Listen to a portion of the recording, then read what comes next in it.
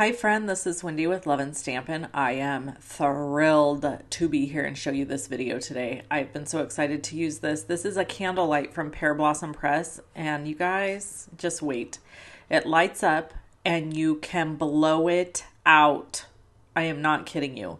Pear Blossom Press, what are you even doing? I mean, come on, what's next? I cannot wait to see what they come up with next. These are available. There is a link below the video. They constantly go on back order. However, you can order them on back order. So go over there and order some, because last time I checked, they were low in stock for ones that were in stock. We're going to use the Pajama Crafter Stamps Heaven and Nature Seeing stamp set. This stamp set is gorgeous. If you don't have it, you should definitely get it, especially if you want to make this card. You should totally make this card. So here I put the candlelight down first, and then I laid the candle over the top. You can see the little candle there that's in the center of the lantern. I want to be able to blow the lantern out, the candle out in the lantern. So I laid it down all on top of my Arches cold press watercolor paper. And then I picked up the stamp with my Misty. I'm going to ink this up with Obsidian Black ink from Altenew. This is a pigment-based ink that's great for watercoloring. This is my hands down favorite ink ever to use for watercolor paper. Watercolor paper has what they call a tooth or a texture, and so sometimes it can be hard to get your ink well stamped in all the grooves. I find that I only have to really ink like 2 or 3 times with this Altenew ink versus if I use another like StazOn ink, it's, oh my gosh, I could be inking this 6 or 7 times before I get a clean stamped image. So I highly recommend using Altenew's Obsidian Black ink. It is fantastic. So here I can see that I just need a little bit more ink on the poinsettia, so I stamp that and stamp it down. Once everything is stamped, I can start working on my little engineering of this project. So I have to poke a hole where the candle is to be able to blow on this little black dot right there. So you have to make sure when you use this that your little black dot is lined up right where your hole is poked, so that you can blow it out, obviously. So once I get this all lined up and I successfully am able to blow it out, I know that that is where my placement is and I'm good to start my painting.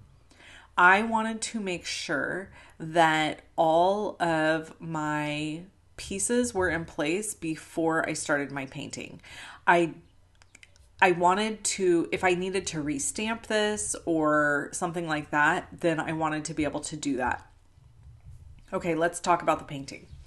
So I have these Kuretake watercolors that I have had for, I don't even know how long, a really long time, since the first time I ever saw Christina Warner use them, probably. She's my number one influencer, I think. Her and Jennifer McGuire. Anyone else? So anyway, here I'm painting my cardinal and I didn't like how it turned out. So I'm going to show you how I fixed that because we obviously aren't starting over. For watercoloring, I have no business telling anybody how to watercolor. This is my least practiced technique, which is why I did it today, because if you don't practice something, you can't get better at it, right? And obviously it shows, right? I mean, this isn't the worst thing I've ever seen painted, but it certainly has room for improvement. As far as the cardstock here goes, I just wanted to make mention that that little button for the light goes down pretty far. So I had to mark where my little button was going to be. And then I managed to get paint down at the bottom, which was annoying. Then I'm going to paint my background, and all of this just kind of comes together pretty easy. Now I sped this video up 20 times its normal speed.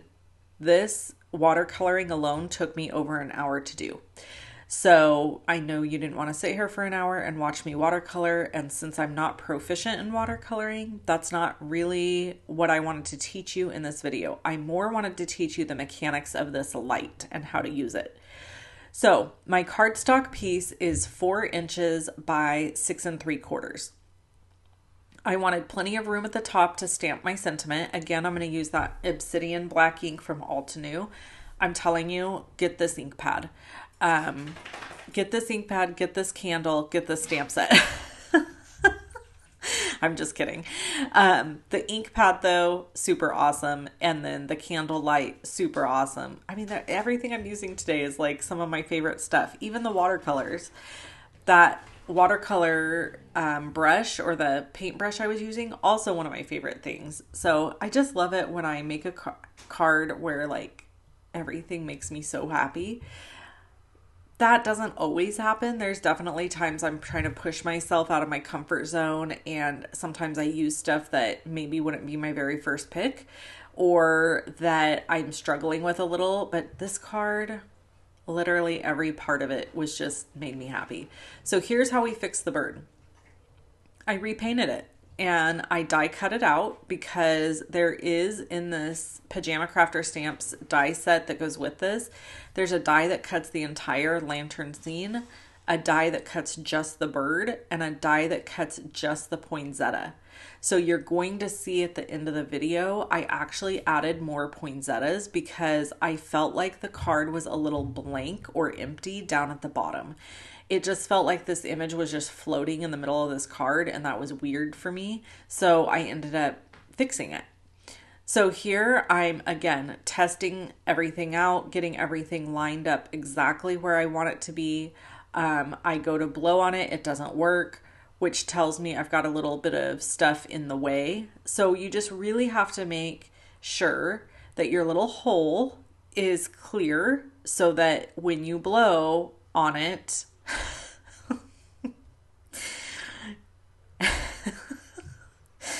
when you blow on it, the candle goes out. Sorry, I just reverted to a 12-year-old boy. Okay, so anyway, we're going to make sure everything's lined up. And you can see I'm showing you here, I'm really taking my time with this part because the last thing I want is to have spent all this time creating this card and then it not to work mechanically. Once I'm super confident that everything is lined up exactly where it needs to be, you're going to see me test this a couple times. I'm going to use Scotch tape across the back of the light to adhere it to this spot. And again, I'm just double checking, making sure everything is good to go and testing it yet again. This is not hard to do. Okay, let's just demyth the situation. I don't think that's a word. But a lot of people are intimidated by lights in cards. I was one of those people. It really freaked me out. I was like, I can't put a light in a card. It's really not that complicated, I promise. So here is after I've added all of my double-sided foam tape, which by the way is from Pear Blossom Press. I love this foam tape because it is repositionable for 24 hours. So you can pull the cardstock back off the back of it and it will come off. It is also thicker than regular foam tape. So this is a really fantastic foam tape to have on hand. And I will link to that below the video as well. Everything's linked below the video at one link and it's under supply list. So if you just go to supply list and click there, you're gonna get a list of all the products I use.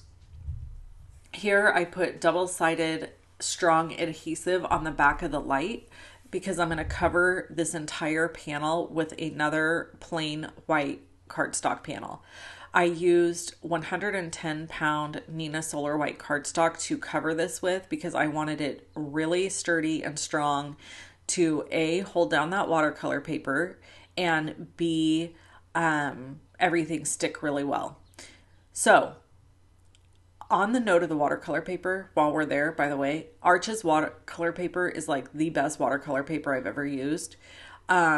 It doesn't warp and bend like other watercolor papers. It's a little bit more pricey, but if you have a frustration with using watercolor where your watercolor paper bends and warps all over the place, I would highly recommend getting a more high quality watercolor paper. That's why I use the Arches cold press. I really like it. Okay, so now we're adding the panel on the back, and then we're going to say a little prayer. Did it work? Did it work? Yes, it worked. Everything lined up, and that was me blowing the candle out. And then I decided to add, I stamped and colored my poinsettias off screen, and I decided to add those off screen. I was like, there's no reason. You saw me color the first one. This video really isn't about coloring. And so I just colored them, I die cut them, and then I added them to the card, and look at the difference. You can see the poinsettias that I added to the top left and right. I cut it in half. And then there's one poinsettia at the bottom, and I kind of just added that in center, and I popped it up. So by popping up the bird and popping up this poinsettia at the bottom, I really feel like it just set this card off. It gave all of the dimension that it needed. Everything feels a little more intentional with this added stuff.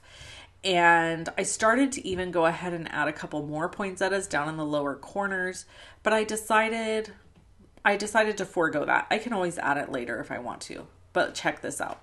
Oh, it's so beautiful. And then blows out. I just love it. I mean, I could sit and just do this all day long. All right, if you want to see another video from me, click either one you see here. Click the circle with my face in it to subscribe. And I will catch you guys in the next video. I hope you enjoyed this one as much as I enjoyed making it for you. This card just really made my day. I hope you have a good one. Bye-bye.